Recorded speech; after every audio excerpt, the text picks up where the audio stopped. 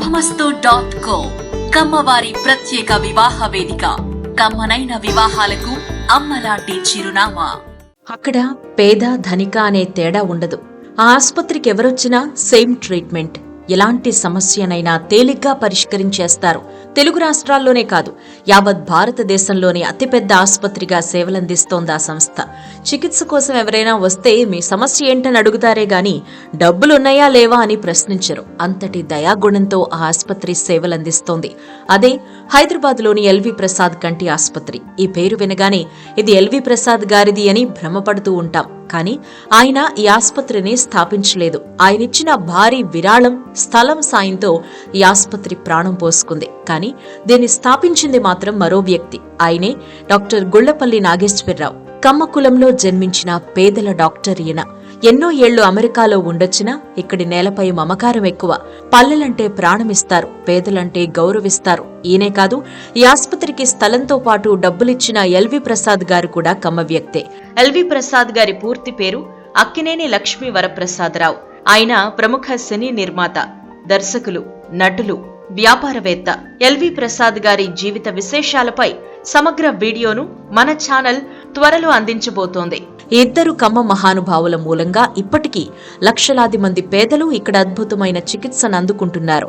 దేశంలోని అన్ని రాష్ట్రాల నుంచి ఇక్కడికి రోగులు వస్తూనే ఉంటారు. పెద్ద పెద్ద కార్పొరేట్ ఆసుపత్రుల్లో అందని వైద్యం కూడా ఇక్కడ అందిస్తూ ఉంటారు నాగేశ్వరరావు.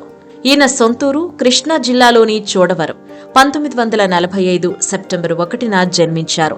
తన పెద్దమ్మ ఊరైన ఏడ్పుగల్లులో 10 ఏళ్ల వయసొచ్చే వరకు పెరిగారు. ఆ క్రమంలోనే ఆయనకు పల్లెటూరంటే ఎలా ఉంటుందో తెలిసింది. గ్రామాల్లో ప్రశాంతమైన వాతావరణం, ప్రజల మధ్య ఆప్యాయతలు ఆకట్టుకున్నాయి. అక్కడి పేదరికం నాగేశ్వరరావును ఆలోచనలో పడేసింది. వైద్యం కోసం వారు పడే కష్టం చూసి చలించిపోయారు. ఎలాగైనా డాక్టర్ అవ్వాలని అనుకున్నారు. జీవితంలో ఎప్పుడో ఒకసారి పల్లెటూరులో గడపకపోతే కంప్లీట్ ఇండియన్ కాలేరని చెబుతుంటారు నాగేశ్వరరావు. తన పిల్లలకు కూడా ఇదే విషయం చెబుతారట. ఇక తన తండ్రి గుంటూరులో ఆప్థమాలజిస్ట్ గా క్లినిక్ పెట్టి సెటిల్ అయ్యారు. 10 ఏళ్ల వయసు నుంచి మెడిసిన్ చదివే వరకు గుంటూరులోనే ఉన్నారు నాగేశ్వరరావు. అదయ్యాక ఢిల్లీలో పీజీ చేశారు. తర్వాత అమెరికాలో 12 ఏళ్లు ఉన్నారు. అప్పుడు కంప్లీట్ గా జీవితమే మారిపోయింది అని చెబుతూ ఉంటారు. రకరకాల వ్యక్తులతో పరిచయం, గొప్ప వ్యక్తుల ప్రభావం, అక్కడ ఎక్సలెన్సీకి ఇచ్చే గౌరవం తనపైన చాలా ప్రభావం చూపాయట. ఆ సమయంలో మరోసారి ఆయన మనసు ఇండియా వైపు మళ్లింది. దేశం మనకింతిచ్చింది, మనం కూడా ఎంతో కొంత తిరిగివ్వాలని డిసైడ్ అయ్యారు. హైదరాబాద్లో ఓ మంచి కంటి ఆసుపత్రి ప్రారంభించాలని అనుకున్నారు. పేదలకు ఉచితంగా వైద్యం అందించే లక్ష్యంతో ఈ హాస్పిటల్ పనిచేయాలని సంకల్పించారు. అందుకు తనే ముందడుగేసి కొంత డబ్బు పెట్టారు. ఆ తర్వాత మిత్రుల సాయం తీసుకున్నారు. దీంతో ఎక్విప్మెంట్ రెడీ చేసుకున్నారు. ఇంతదాకా ఓకే. కానీ ఆ రోజుల్లో ఇండియాలో ఏదైనా వ్యాపారం ప్రారంభించాలి అంటే అదో ప్రహసనంలా ఉండేది. పర్మిషన్లు ఇవ్వకపోయేవారు. సేవాభావంతో ప్రారంభించే సంస్థలను కూడా ఇబ్బంది పెట్టేవారు. అలాంటి రోజుల్లో ఆసుపత్రి సాధ్యమేనా అని నాగేశ్వరరావును తన బంధువులు, మిత్రులు ప్రశ్నించారట. అయితే ఆయన అవన్నీ ఏమీ పట్టించుకోకుండా ముందడుగేశారు. ఏదైతే అదయిందని అప్పటి ముఖ్యమంత్రి ఎన్టీ రామారావు గారికి లేఖ రాశారు. ఆసుపత్రి పెట్టాలనుకుంటున్నాను అని, కొంత స్థలం కావాలని కోరారు. అది తెలిసి ఫ్రెండ్స్ నవ్వారట.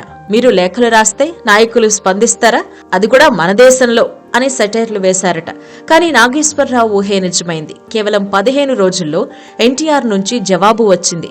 మీరు పెట్టే ఆసుపత్రికి స్థలం ఇస్తామని, ఇండియాకు వచ్చినప్పుడు కలవమనేది ఆ కబురు. దీంతో నాగేశ్వరరావు ఆనందానికి అవధులు లేకుండా పోయాయి. ఇక హైదరాబాద్కు వచ్చి ఎన్టీఆర్ గారిని కలిసినప్పుడు ఆయన మాట్లాడిన తీరు అద్భుతమని చెబుతారు నాగేశ్వరరావు. అధికారులను పిలిచి నాగేశ్వరరావు గారు ఎక్కడ కోరుకుంటే అక్కడ స్థలం ఇవ్వమని చెప్పారట. అలా ఎల్వి ప్రసాద్ ఆసుపత్రికి తొలి అడుగు పడింది. అయితే ఈ ఆసుపత్రికి ఎల్వి ప్రసాద్ గారి పేరు పెట్టడం వెనుక కూడా ఆసక్తికరమైన కథనముంది. ఆసుపత్రి ప్రయత్నాల్లో ఉన్న రోజుల్లోనే ఉషా ముళ్లపూడి ఆసుపత్రి చైర్మన్ ముళ్లపూడి వెంకటరత్నం గారు ఓ రోజు నాగేశ్వరరావుకు కాల్ చేశారట. ఎల్వి ప్రసాద్ గారి కుమారుడు రమేష్ ప్రసాద్ మీతో మాట్లాడాలనుకుంటున్నారు అని చెప్పారట. దానికి ఆశ్చర్యపోయిన నాగేశ్వరరావు ఎందుకు అని అడిగారట. అప్పుడు ఎల్వి ప్రసాద్ ఆలోచన గురించి చెప్పారు. ఏదైనా ట్రస్ట్ కు ఎల్వి ప్రసాద్ గారు డబ్బులు ఇవ్వాలనుకుంటున్నారు అనే ప్రపోజల్ పెట్టారు. దాంతో మద్రాసు వెళ్లి రమేష్ ప్రసాద్ ను కలిశారు నాగేశ్వరరావు. ఆ రోజుల్లోనే ఆసుపత్రికి ₹1 కోటి విరాళం ఇచ్చారు ఎల్వి ప్రసాద్ గారు. అంతేకాదు, ప్రస్తుతం జూబ్లీహిల్స్ లో ఎల్వి ప్రసాద్ ఆసుపత్రి ఉన్న స్థలం కూడా ఆయనిచ్చిందే. దాంతో ఆ ఆస్పత్రికి ఎల్వి ప్రసాద్ అనే పేరు పెట్టారు నాగేశ్వరరావు. లేదంటే ఆస్పత్రికి హైదరాబాద్ ఐ ఇన్స్టిట్యూట్ అనే పేరు పెట్టేవారట. ఇది LV Prasad eye hospital brief history. ఈ ఆస్పత్రికి ప్రతిరోజు పేయింగ్ పేషెంట్స్ కూడా వస్తూ ఉంటారు. వాళ్లతో వచ్చే ఆదాయం నిర్వహణకు సరిపోతుంది.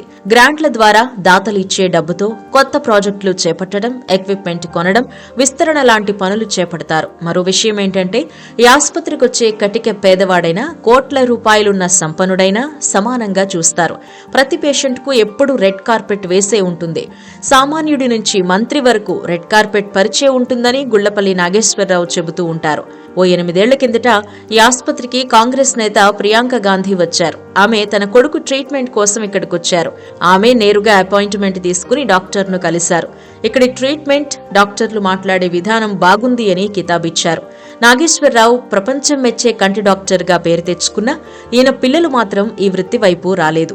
వారిని డాక్టర్లు కమ్మని కూడా ఆయన ఎప్పుడూ ఒత్తిడి చేయలేదు.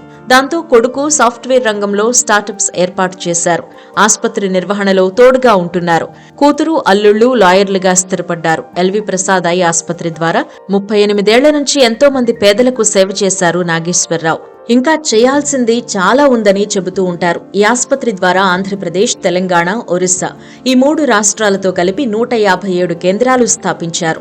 పల్లెటూళ్లలో సేవలందించడం ఎంతో సంతృప్తినిస్తోందని నాగేశ్వరరావు చెబుతారు. కంటికి సంబంధించిన వ్యాధులపై 250 పరిశోధన వ్యాసాలు రాశారు నాగేశ్వరరావు. ఈయన ఆధ్వర్యంలో 2,50,000 మందికి కంటి ఆపరేషన్లు చేశారు. అంతర్జాతీయ అంధత్వ నిరోధక సంస్థకు అధ్యక్షుడిగా కూడా పనిచేస్తున్నారు నాగేశ్వరరావు. ఈయన చేసిన సేవలకు గాను ఎన్నో పురస్కారాలు లభించాయి.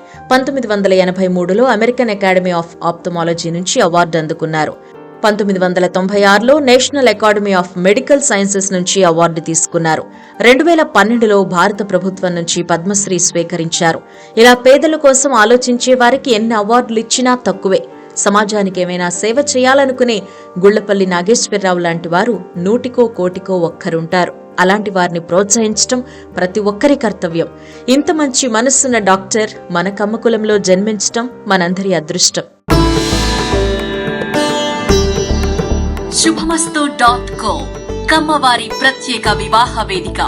కమ్మనైన వివాహాలకు అమ్మలాంటి చిరునామా.